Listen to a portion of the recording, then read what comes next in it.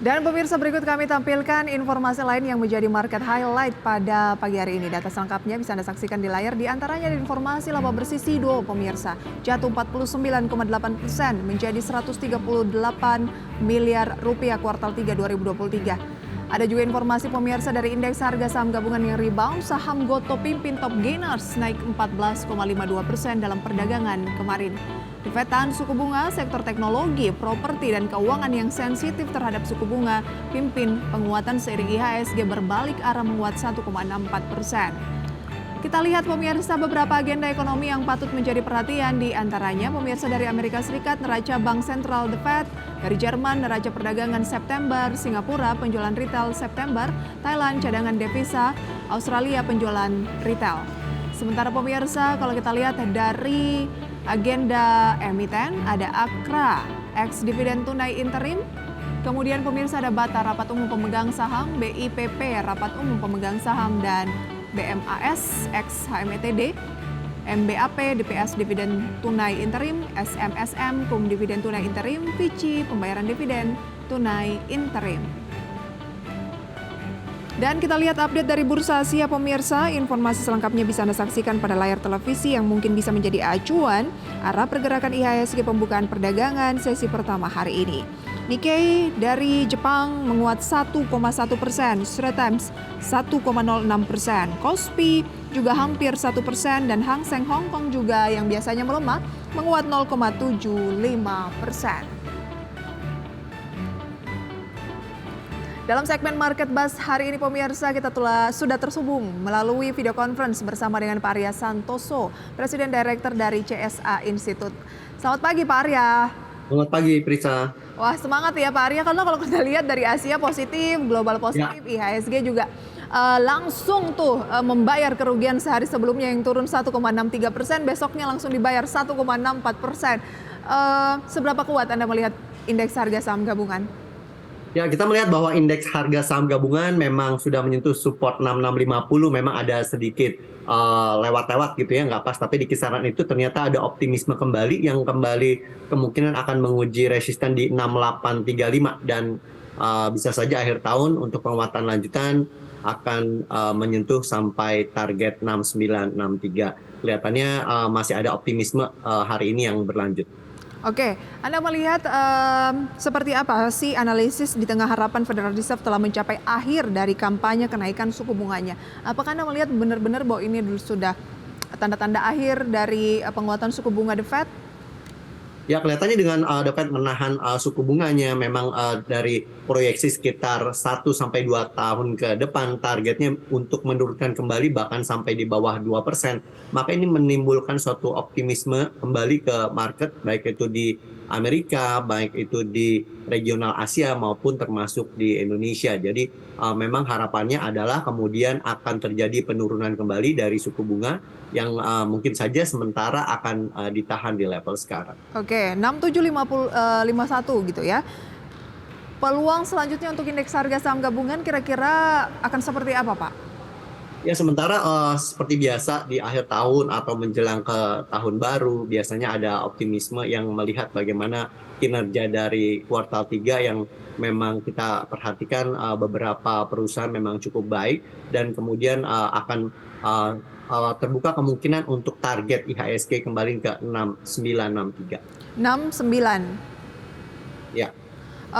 Tapi kira-kira target berikutnya, resisten selanjutnya nih untuk confirm bisa ke 69 di level berapa Pak Arya? Justru di awalnya itu sampai ke resistennya di 6835 dulu. Setelah 6835 baru targetnya ke 6963. 69. Target 69 ini adalah target akhir tahun dari CSA? Ya, dari analisis kita sementara sampai di level itu di 6963 Banyak dulu. loh Pak Arya yang 7100. Kenapa dari CSA hanya 69? Ya, jadi kita melihat bahwa dari target yang sudah tercapai waktu itu tinggi di 7046, tetapi kemudian dari optimisme yang sekarang ada, dan kemudian kita lihat dari channeling secara teknikal juga di situ ada resisten di kisaran 6963. Dan oleh karena itu kita akan melihat dulu bobot nanti di menjelang akhir tahun apakah euforianya akan berlanjut, apakah optimismenya masih terus berkembang, maka ada kemungkinan untuk menembus level psikologis 7.000. Tapi sementara ini kita melihat bahwa di level 6963 cukup krusial untuk menjadi level target di akhir tahun. Oke, 69 berarti optimisme cuma sampai di 69-an dulu nih. Kalau 69 bisa tercapai baru bisa di-upgrade lagi begitu ya target untuk IHSG. Karena terakhir waktu itu kan 7.046 ya. Jadi level psikologis 7.000 ini kelihatannya cukup kuat bahwa sementara itu akan menjadi batas atasnya sebagai target. 6751 saat ini untuk IHSG sedang berada dalam tren apa, Pak? Ya, kita melihat bahwa di pergerakan dari bulan September sampai ke sekarang itu trennya memang masih menurun ya. Kita melihat masih membentuk lower high dan lower low. Sementara ini berusaha untuk menembus dan kita memperhatikan resisten yang sekarang ada paling tidak bisa menembus rata-rata selama 20 hari terakhir yaitu di kisaran 6827. Jadi target kita di 6835 dulu untuk target jangka pendek. Oke, berarti kalau meskipun kemarin langsung menguat 1,64% dibanding sebelumnya turun 1,63% langsung dibayar lunas begitu ya Pak Arya. Tapi secara menengah IHSG sebenarnya masih dalam pola yang terdiskon begitu ya? Ya, sementara ini memang masih ada pelemahan, yaitu terjadi retracement, dan oleh karena itu sangat mungkin terjadi konsolidasi di kisaran 6650 sampai kisaran 6790. Bagaimana dengan net foreign asing? Kalau kita lihat kemarin net foreign buy ya 114 lebih untuk 114 miliar, tapi sebenarnya all marketnya masih merah, masih jualan 16,21 miliar rupiah, nggak terlalu besar sih Pak. Tapi kalau untuk satu minggu terakhir masih net sell 1,67 triliun rupiah. Mengomentari soal net foreign ini seperti apa Pak? Jadi kita melihat juga bahwa terjadi rebalancing ya dari pihak asing yang menempatkan investasi di Indonesia. Ketika seperti bobot-bobot yang cukup besar itu kita melihat seperti bank yang di buku 4, Bank BCA, BRI, Bank Mandiri itu dan seperti di Telkom, ketika mereka sudah ada capital gain, mereka akan mengurangi posisinya dan itu menjadi tekanan ke market dan itu terjadi seolah-olah ada outflow ya. Tapi sebagian besar sebenarnya masih stay secara jangka panjang. Jadi secara jangka pendek saja terjadi rebalancing yang membuat tekanan di pasar. Tapi sebagian besar top holdingnya dari asing masih tetap stay di porsi kepemilikan yang cukup besar. Oke, kita ke pergerakan sektoral yang mengiringi penguatan IHSG 1,64% kemarin ini kembali ke level 6.700-an adalah sektor-sektor yang tentunya sensitif terhadap suku bunga. Properti memimpin di sesi siang tetapi kemudian bergantian dengan teknologi, properti, teknologi dan juga ada sektor keuangan. Semenarik apa Anda melihat ketiga sektor ini? Ya, sektor keuangan masih tetap menjadi pilihan utama bagaimana sebagai penggerak ya secara bobot juga boleh dikatakan di top 10 itu di mayoritas adalah dari sektor keuangan seperti perbankan. Dan kemudian teknologi ini memang digadang-gadang akan menjadi suatu perhatian utama di tahun depan atau di beberapa tahun ke depan ya, karena dari inovasi bisnis dan teknologi itu merupakan suatu masa depan yang akan merupakan mengarah seperti AI dan kemudian artificial intelligence, neural network. Ini menjadi suatu perhatian yang kemungkinan akan mengubah banyak bisnis menjadi digital enterprise, dan oleh karena itu ini menjadi suatu pilihan juga yang mulai dilirik oleh para investor. Kalau kita mencermati perdagangan kemarin, Gotoh adalah salah satu yang mendrive top gainers begitu ya. Kita lihat untuk Gotoh kemarin ini mengalami penguatan 14,52% di posisi 71. Apakah ini masuk dalam rekomendasi saham pilihan Anda? Nanti akan kita bahas pemirsa di segmen selanjutnya. Pak Arya, kita jeda terlebih dahulu ya. Dan pemirsa tetaplah di segmen Market Buzz. Terima kasih pemirsa Anda kembali bersama kami dalam segmen Market Buzz dan kita masih mengulas informasi seputar peluang pemirsa ya di tengah The Fed yang sudah menahan suku bunga dan IHSG yang berbalik arah mengalami penguatan. Bersama dengan Pak Arya Santoso, Presiden Director dari CSA Institute. Pak Arya, sebelum kita bahas lebih jauh, kita lihat dulu ya rekomendasi saham pilihan Anda yang sudah kami rangkum dalam grafis berikut ini. Pemirsa, berikut adalah data-datanya di mana ada saham seperti BBTN direkomendasikan buy dengan support 1180, resisten 1265. SMRA direkomendasikan buy, support di 525, resisten di 615. SMCB 1550, resisten 1800 dan Pegas 1.220, resisten di 1.340. Itu dia adalah rekomendasi dari Pak Arya kali ini. Tidak ada saham Goto, Pak Arya, yang penguatannya cukup signifikan kemarin. Apakah karena ya volatilitasnya cukup tinggi, kemudian juga kinerja keuangannya menjadi salah satu yang menjadi penilaian Anda atau bagaimana? Ya, memang salah satunya penilaian dari kinerja bottom line earning-nya memang belum positif. Ya, memang kita melihat dari pergerakan jangka pendek ada penguatan, ada kemungkinan terjadi turnaround story bahwa ketika kinerjanya juga walaupun negatif tapi makin kecil ya minusnya gitu, dan ini menjadi suatu prospek yang menjadi harapan bagi para investor yang sudah membeli emiten ini, dan sangat mungkin mereka yang melihat prospek jangka panjang juga mulai berinvestasi dan punya appetite di emiten ini, sehingga ketika harganya sudah cukup murah dekat dengan 50 itu merupakan satu penawaran yang menarik ya bagi para investor yang punya risk profile seperti itu. Tapi tidak direkomendasikan oleh Pak Arya?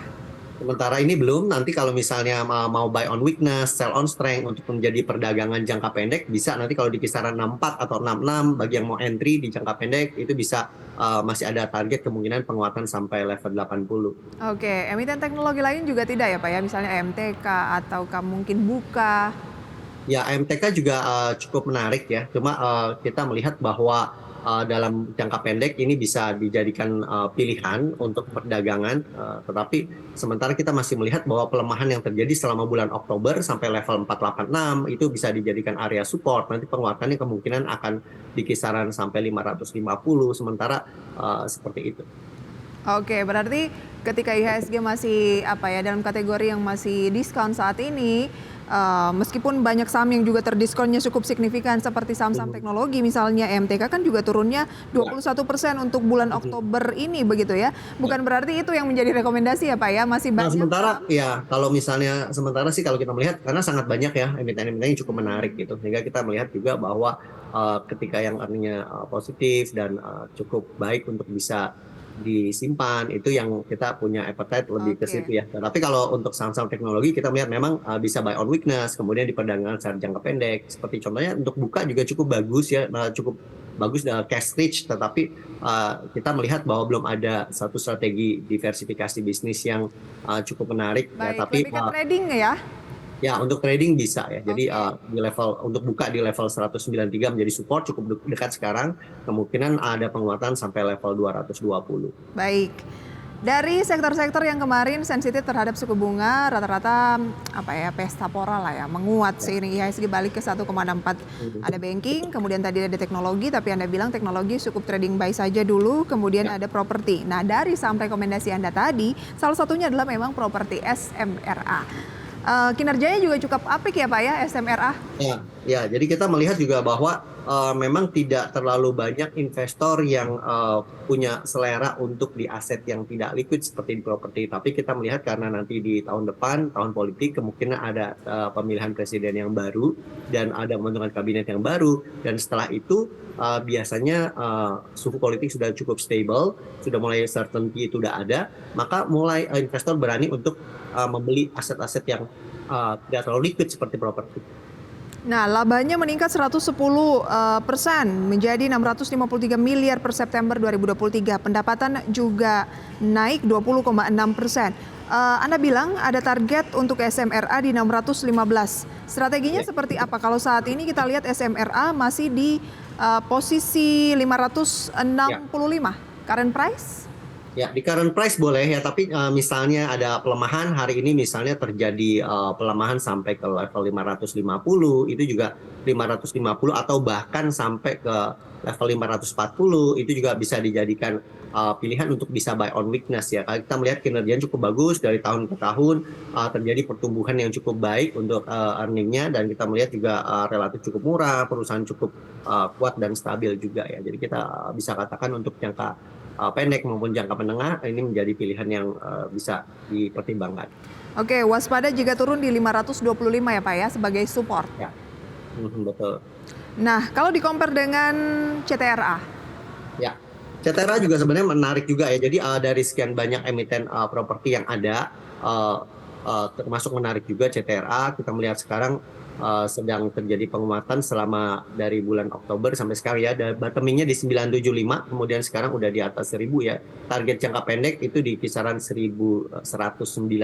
Sebenarnya masih ada ruang ya, tapi kita melihat bahwa penguatan saat ini ketika rally-nya sudah terjadi dari 975 sampai level sekarang, kira-kira di target jangka pendeknya di 1110 sampai 1195 itu masih ada sedikit reward ya bagi mereka yang ingin memperdagangkan CTRA. 10 sampai 1195 itu adalah target dari CTRA. Tapi kayaknya range-nya lebih oke di SMRA gitu ya. Ya, betul. Oke, meskipun CTRA juga menurut Pak Arya masih menarik, dalam 1 bulan terakhir naik 8%, 1 minggu terakhir juga kayaknya menguatnya cukup signifikan 8,21%. Okay. Yang land bank-nya cukup besar seperti Sinar Masland, Bumi Serpong Damai juga bisa menjadi pilihan untuk pada ticker BSDE. Oke, tapi kalau secara umum properti saat ini dalam tren apa sih Pak Arya, mulai ada pembalikan arah kah? Kita sih melihat memang kalau trennya sekarang secara teknikal itu memang dari bulan Juli sampai sekarang itu trennya juga masih melemah ya. Jadi kita melihat bahwa pergerakan harga sahamnya masih menurun, tapi biasanya pergerakan saham itu mendahului dari di real sector-nya. Jadi ketika real sector di tahun depan, jadi sekitar 3 bulan sampai 9 bulan di muka, itu biasanya akan terjadi pergerakan sahamnya dulu melihat prospek yang lebih baik di masa depan. Jadi ketika kita melihat bahwa di tahun depan akan ada pilpres yang akan selesai di kuartal 2 pasti udah selesai gitu ya, dan udah mulai stable suhu politiknya, maka emiten-emiten yang terdiskon ini kita bisa mulai sekarang bisa cicil beli. Strategi terbaiknya kita cicil beli, bisa buy on weakness. Buy on weakness ya. Baik. Dari banyaknya perbankan yang mendrive penguatan IHSG kemarin, kalau nggak salah yang terbesar adalah saham-saham seperti BBRI. Ya, BBRI naik kemarin sekitar 4% ya Pak Arya. Ya. Itu juga yang membuat karena posisinya sangat besar, 3,52%. Posisinya hampir semua investor sebenarnya memilih BCA atau BRI karena dari sisi likuiditas dan bobot di market itu menyumbang ke IHSG di posisi 1 dan 2. BCA menyumbang sekitar 10% market weight-nya dan BBRI sekitar 7%. Jadi mereka yang memang fund manager yang besar atau yang dana pensiun atau pengelola reksadana akan memilih BCA atau BRI sebagai pilihannya karena very liquid. Apa yang Pak Arya kalau gitu lihat di BBTN?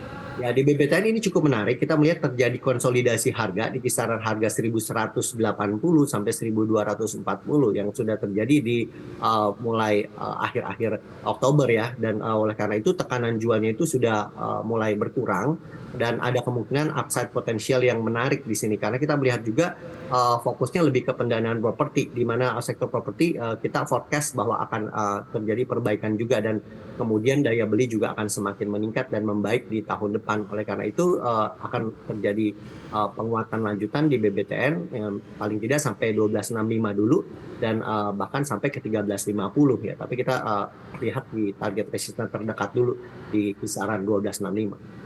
Oke, jadi bukan cuma saham properti tadi ya, tapi optimisme juga terlihat untuk penyaluran kredit perumahan, khususnya adalah oleh BBTN. Kalau kinerja kuartal ketiganya, peluangnya seperti apa, Pak? Ya, kita belum dapat ya data yang untuk Bank BTN ya di kuartal 3, tapi kita melihat mungkin tidak terlalu baik juga ya di tahun ini di kuartal 3, tapi kita forecast bahwa nanti di tahun depan akan membaik ya di kuartal 1.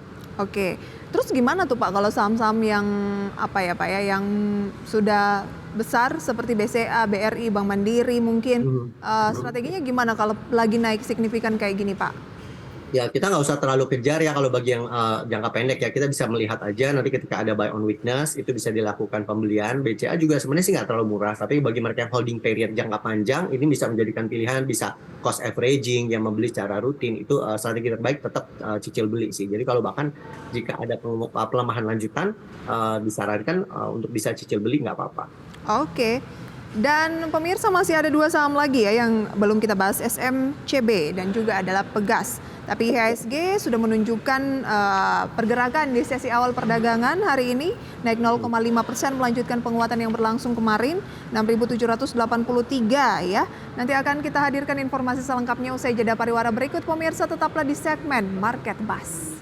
Terima kasih Anda kembali bersama kami pemirsa. Waktu menunjukkan pukul 9:04, indeks harga saham gabungan menguat 0,68%, terus naik begitu ya. Saat ini 45 poin di 6.797. Tampaknya ini menyentuh-nyentuh 6.800. Kemudian pemirsa kita lihat untuk nilai tukar rupiah terhadap dolar Amerika Serikat cenderung menguat di 15.800. Naik 0,27% terhadap dolar Amerika Serikat. Dan berikut adalah deretan saham-saham yang beberapa menit atau detik yang lalu pemirsa ya terpantau menguat. Di antaranya adalah saham BKDP, ini adalah gainers based on value, naik 18,18%, MPRO 15,54%, FIRE 5%, GTBO 4,69%, MARI 4,29%, PTPP 3,5%, Jasa Marga 3%, GOTO 2,8%, serta saham lainnya. Dan losers based on value adalah CARE yang turun 20,74%, NATO turun 13%, LOPI turun 9,5%, UDNG yang baru IPO pekan lalu pemirsa juga turun 9% dan beberapa saham lainnya. Itu dia review singkat pemirsa mengenai pembukaan perdagangan di sesi pertama pada hari ini. Dan kembali kita akan berbincang bersama dengan Pak Arya. Pak Arya, lanjut dikit dulu ya mengenai rekomendasi saham pilihan tadi. Masih ada saham SMCB. Ya, SMCB itu merupakan salah satu pilihan juga. Kita melihat bahwa ketika sektor properti dan kemudian construction juga akan semakin membaik di tahun depan, maka di sini kita melihat bahwa pergerakan harga kemarin juga ada optimisme di SMCB, Solusi Bangun Indonesia, dan sekarang 80% dimiliki oleh Semen Indonesia. Ya, jadi di sini merupakan salah satu pilihan menarik juga ketika ada pergerakan upside yang cukup baik dan kita bisa mempersiapkan untuk memanfaatkan perdagangan jangka pendek juga. Supportnya ada di 15.50, untuk target terdekat di resisten 1.800. Oke, SMCB direkomendasikan pemirsa ya, dan kita lihat bahwa hari ini turun 0,3%. Gak usah khawatir ya Pak Arya, selama masih di level support. Ya, jadi selama di atas support di 15.50 ini ada satu level konsolidasi yang menarik ya. Jadi di kisaran 15.50 sampai di kisaran 16.20 itu menarik untuk bisa dilakukan akumulasi beli. Oke, bagaimana dengan saham-saham konstruksi infrastruktur yang cenderung ke konstruksi, misalnya PTPP kemarin ya, yang kita lihat juga mengalami penguatan hari ini 3,5%, pagi hari ini 580. Menarik nggak saham-saham konstruksi lagi, Pak? Cukup menarik ya, karena kita melihat sekarang sudah terjadi pelemahannya, sudah mulai bottoming, kemudian sudah mulai ada optimisme juga seperti di Wika, PTPP, ADI ya. Kita melihat bahwa bisa menjadi pilihan juga untuk akumulasi beli ya. Oke, tapi harus waspada kayaknya Pak ya, karena kan ini pembalikan arahnya juga masih lebih kuat pelemahan di bulan Oktober gitu, baru naik di hari ini saja, pagi hari ini 3,57. Lebih baik dicermati dulu kali Pak ya? Memang di pekan lalu itu kelihatannya sudah terbentuk bottoming ya, jadi momentum penurunannya sudah mulai melemah. Kita melihat sudah mulai ada penguatan, seperti contohnya ADHI hari ini juga ada penguatan lanjutan setelah kemarin menguat cukup baik ya, dan kita melihat bahwa ada kemungkinan di pekan ini ada penguatan untuk konstruksi juga, sektor konstruksi. Oke. Ya, naiknya pesat banget nih, 4,46%. Ya, terus menguat untuk PTPP. Oke, satu lagi Pegas, Pak Arya. Pegas ini ada memang terjadi pelemahan yang cukup kuat ya, dari level 1.400-an, kemudian sekarang sudah bottoming di 12.20. Nah, ini merupakan suatu pergerakan harga yang juga menarik untuk kita lakukan akumulasi beli ya. Kemungkinan terjadi bottoming juga untuk Pegas.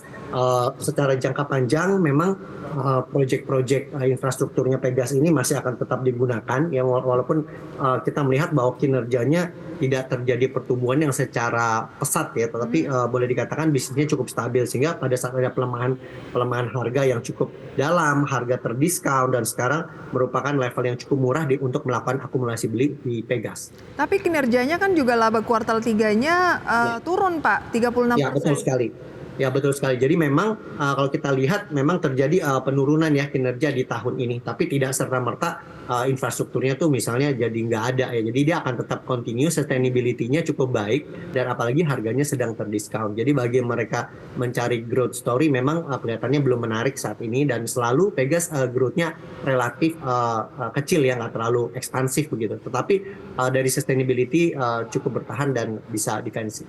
Oke, itu dia rekomendasinya pada pagi hari ini dari CSA Institute, khususnya Pak Arya Santoso yang merekomendasikan saham-saham diantaranya BBTN, SMRA, SMCB, dan juga Pegas dan IHSG juga sudah kita ulas tadi. Pak Arya, terima kasih banyak sharing informasinya pada pagi hari ini. Sukses selalu untuk Anda.